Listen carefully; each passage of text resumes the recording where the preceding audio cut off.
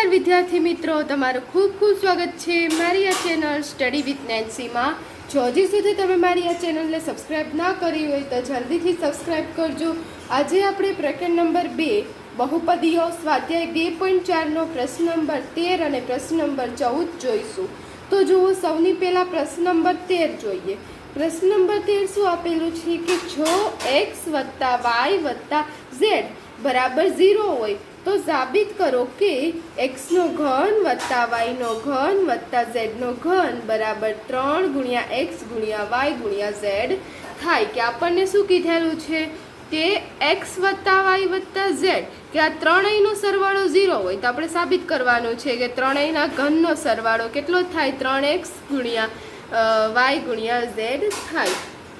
તો હવે આપણે શું કરશું કે આપણે નિત્યસમ શીખ્યા હતા કે નિત્યસમ આપણે આગળના દાખલામાં 11મા અને 12મા દાખલામાં જે નિત્યસમ જોયું તો એ જ નિત્યસમ આપણે આમાં વાપરશું. કે કયું હતું નિત્યસમ કે x3 + y3 + z3 ઓછા 3xyz બરાબર શું થશે, કૌંસમાં x + y + z અને બીજા કૌંસમાં શું આવશે, x² + y² + z² ઓછા xy ઓછા પછી શું આવશે, yz અને ઓછા zx. તો આ શું હતો, આપણો નિત્યસમ હતો.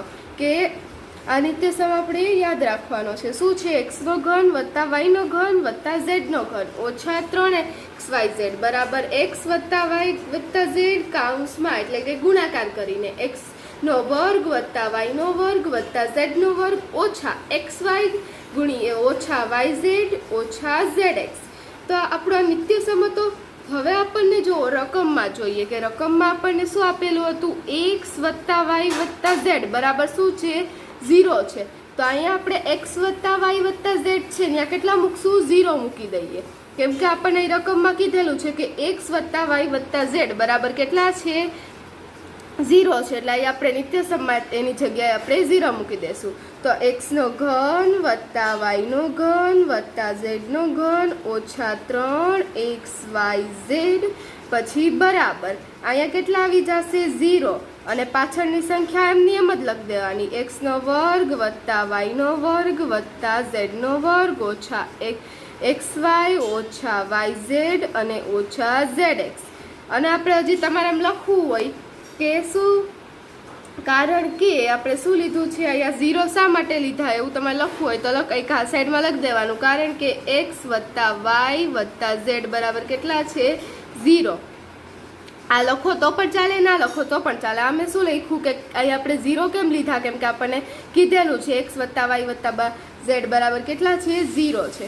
હવે બરાબર હવે જુઓ, આપણે કોઈ પણ સંખ્યાને 0 સાથે ગુણાકાર કરીએ તો જવાબ કેટલો આવે, 0. એટલે 0 ને આખી આપણે આ બહુપદી સાથે ગુણાકાર કરશું, આખા અવયવ સાથે ગુણાકાર કરશું, જવાબ શું આવશે, 0 જ આવશે. કેમ કે આપણે કોઈ પણ સંખ્યાને 0 સાથે ગુણાકાર કરીએ શું આવે, જવાબ 0 જ આવે. એટલે આપણે લખી દઈએ x નો ઘન + y નો ઘન + z નો ઘન ઓછા 3xyz બરાબર કેટલા થશે, 0 થશે. આપણે આના સાથે ગુણાકાર કરીએ એટલે જવાબ કેટલો આવે, 0 જ આવે. હવે આપણે લખશું માટે હવે જે -3xy છે yz છે અને બીજી બાજુ લઈ જઈએ એટલે x નો ઘન + y નો ઘન + z નો ઘન બરાબર શું થશે, 0 + 3xyz માટે x નો ઘન + y નો ઘન + z નો ઘન બરાબર 3xyz. આપણે આને બીજી બાજુ લઈ ગયા એટલે માઇનસ હતું એનું શું થઈ ગયું, પ્લસ થઈ ગયું, 0 + 3xyz એટલે કેટલા આવી ગયા, બરાબર 3xyz. તો આપણને જો શું સાબિત કરવાનું કીધું હતું કે x નો ઘન + y નો ઘન + z નો ઘન બરાબર શું થાય, 3xyz થાય. તો આપણે સાબિત કરી લીધું. માટે x નો ઘન + y નો ઘન + z નો ઘન બરાબર કેટલા થશે, 3xyz. તો જોવો આપણો જવાબ આવી ગયો. હવે આપણે જોવો દાખલા નંબર 14 જોઈએ.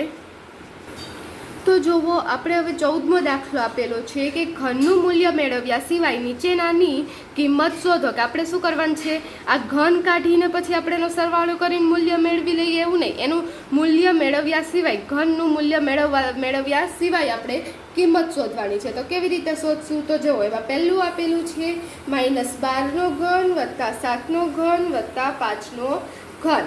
તો હવે આમાં આપણે કયાનો ઉપયોગ કરવાનો છે? આપણે ઉપરના દાખલામાં જે ચકાઈશું એનો જ ઉપયોગ કરશું. કે શું હતું આપણે ઉપરના 13મા દાખલામાં ચકાઈશું કે x વત્તા y વત્તા 0 હોય તો શું થાય? x નો ઘન વત્તા y નો ઘન વત્તા z નો ઘન બરાબર શું થાય? 3xyz થાય. એટલે કે આ ત્રણેયના ઘનનો સરવાળો કેટલો થશે? 3xyz. પણ એના માટે આપણે પહેલાં શું શોધવું પડે? કે આ બધી જ સંખ્યાનો સરવાળો 0 હોવો જોઈએ. તો પહેલાં આપણે બધી જ સંખ્યા લખી દઈએ. તો પહેલી સંખ્યા a બરાબર કેટલી આપેલી છે? -12. પછી બીજી સંખ્યા b બરાબર કેટલી આપેલી છે? 7. ત્રીજી સંખ્યા c બરાબર કેટલા આપેલા છે? 5. તો આપણે ત્રણેયની કિંમત મેળવી. હવે જોશું કે ત્રણેયનો સરવાળો 0 થાય છે. તો આપણે લખશું માટે a વત્તા b વત્તા c બરાબર. તો એ કેટલા છે? -12. -12 વત્તા 7 વત્તા 5 બરાબર કેટલા થશે? તો 7 ને 5 કેટલા થાય? 12. -12 વત્તા -12 વત્તા 12. તો વત્તા ઓછા ઓછા થઈ જાય, 12 માં 12 જાય એટલે 0. એટલે આના ત્રણેયનો સરવાળો કેટલો આવશે? 0 આવશે. તો હવે જોવો ત્રણેયનો સરવાળો 0 થયો એટલે આપણે લખીએ કે અહીં a વત્તા b વત્તા c બરાબર 0 હોવાથી 0 હોવાથી a નો ઘન વત્તા b નો ઘન વત્તા c નો ઘન બરાબર શું થશે? 3abc થશે. માટે આપણે શું કરશું? -12નો ઘન વત્તા 7નો ઘન વત્તા 5નો ઘન બરાબર શું થશે? 3abc. તો 3 પહેલાં લખી દઈએ. a કેટલા હતા? -12. b કેટલા હતા?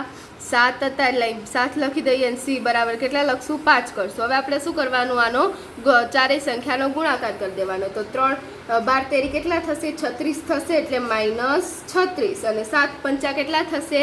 35. એટલે ગુણ્યા 35. એટલે 36 ગુણ્યા 35. તો 36 ગુણ્યા 35 અહીંયા સાઈડમાં આપણે કરીએ કે 36 ગુણ્યા 35. તો અહીં આપણે 0 લખી દઈશું. 6 તેરી 18 વધી પડી 1, 3 તેરી 9 ને 1 10. હવે 5 6 30 વધી પડી 3, 5 તેરી 15, 15 ને 3 કેટલા થશે? 16, 17 ને 18. એટલે આપણે કેટલા લખીએ? 18 લખીએ. હવે 0 ને 0 0, 8 ને 8 કેટલા થશે? 16 થાય. એટલે વધી પડી 1, 1 ને 1 2 અને અહીંથી આવ્યો 1. એટલે કેટલો આવશે? 1260. આપણે ગુણાકાર કરીએ તો જવાબ કેટલો આવશે? 1260. અને તમે જોશો એક સંખ્યાની આગળ પ્લસની નિશાની છે અને બીજી સંખ્યાની આગળ માઇનસની નિશાની છે. તો આપણા જવાબની આગળ કેની નિશાની આવશે? માઇનસની નિશાની. એટલે આપણા પહેલા દાખલાનો જવાબ શું આવશે? -1260 અથવા તો 1260. તો જુઓ આપણા પહેલા દાખલાનો જવાબ આવ્યો. હવે એવી જ રીતે આપણે દાખલા નંબર 2 જોઈશું. તો જુઓ હવે દાખલા નંબર 2 આપેલો છે 28નો ઘન વત્તા -15નો ઘન વત્તા 13 -13નો ઘન. તો હવે આમાં પણ આપણે આગળના દાખલામાં કર્યું હતું એવી જ રીતે કરી લેશું. પહેલાં a બરાબર આપણને શું આપેલું છે? 28. માટે a બરાબર 28. પછી b બરાબર શું આપેલું છે? b બરાબર કેટલા થશે? -15. અને c બરાબર કેટલા આપેલા છે? -13. તો a, b અને c ત્રણેયની કિંમત ગોતી લીધી. હવે આપણે લખશું માટે a વત્તા b વત્તા c ત્રણેયનો સરવાળો આપણે પહેલાં ચકાસી લેવાનો થાય છે 0. તો આપણે a બરાબર કેટલા છે? 28. b બરાબર કેટલા છે? -15. એટલે વત્તા ઓછા ઓછા થઈ જશે એટલે -15 અને અહીંયા કેટલા છે? -13. તો જુઓ 28 ને 28 માઇનસ માઇનસ શું થઈ જાય? પ્લસ થઈ જાય. એટલે 15 ને 13 કેટલા થશે? 28. પણ કેવા 28? -28. મોટી સંખ્યા 15ની આગળ માઇનસ નિશાની છે એટલે -28 આવશે. 28 માંથી 28 જાય એટલે કેટલા આવે? 0. એટલે ત્રણેયનો સરવાળો 0 થાય છે. એટલે આપણે લખશું અહીં a વત્તા b વત્તા c બરાબર કેટલા? 0 હોવાથી a નો ઘન વત્તા b નો ઘન વત્તા c નો ઘન બરાબર શું થશે? 3 ગુણ્યા a b c. માટે આપણે લખશું a કેટલા હતા આપણા? 28 હતા એટલે 28નો ઘન વત્તા -15નો ઘન વત્તા -13નો ઘન બરાબર 3 ગુણ્યા ABC. હવે એ કેટલા હતા આપણા? એ હતા આપણા 28 એટલે 3 ગુણ્યા 28. પછી બી કેટલા હતા? -15 એટલે -15 મૂકશું અને સી બરાબર કેટલા હતા? -13 એટલે -13 મૂકશું. હવે 3 ગુણ્યા 28 કરીએ તો આપણને કેટલો જવાબ આવે? અહીં આપણે સાઈડમાં ગુણાકાર કરીને જોઈ લઈએ કે 28 ગુણ્યા 3 તો 8 તેરી 24 વધી પડી 2 3 દુ 6 ને 2 7 8 એટલે 84 થાય.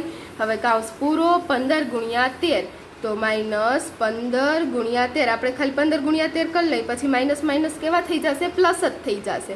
એટલે હવે 0 5 એકુ 5 અને 1 એકુ 1. હવે 3 પંચા 15 વધી પડી 1 3 એકુ 3 ને કેટલા થશે? 4 થશે. એટલે અહીંયા 5 પછી અહીં 5 ને 4 9 થશે અને અહીંયા 1 ના 1 એટલે શું આવશે? 195. આપણો ગુણાકાર કરીએ તો કેટલો જવાબ આવે? 195. તો હવે જુઓ 84 ગુણ્યા 195. તો હવે જુઓ 84 ગુણ્યા 195 કરીએ તો કેટલો જવાબ આવે? અહીં આપણે નીચે કરવો હોય ગુણાકાર તો કરી શકીએ, સીધો જવાબ લખી દઈએ તો પણ ચાલે. 195 ગુણ્યા 84. હવે નીચે કરીએ 0.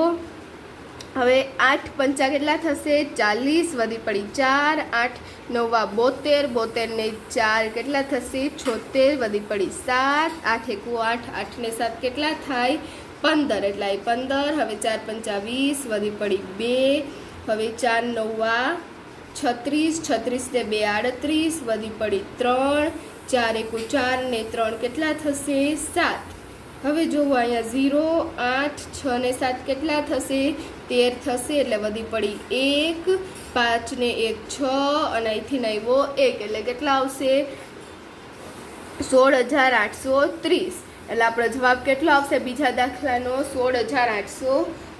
આપણા બીજા દાખલાનો જવાબ આવ્યો. અને અહીં આપણો છે પ્રશ્ન નંબર 13 અને 14 હતો તે પૂર્ણ થાય છે. જો તમને વિડીયો પસંદ આવ્યો હોય તો લાઈક શેર સબસ્ક્રાઈબ કરજો અને જો હજી સુધી તમે મારી આ ચેનલને સબસ્ક્રાઈબ ના કરી હોય તો જલ્દીથી સબસ્ક્રાઈબ કરજો જેથી તમને મારા બધા જ વિડીયો સૌની પહેલાં મળી રહે. અને જો તમને વિડીયો પસંદ આવ્યો હોય તો તમારા ફ્રેન્ડ્સને પણ શેર કરજો. Thanks for watching.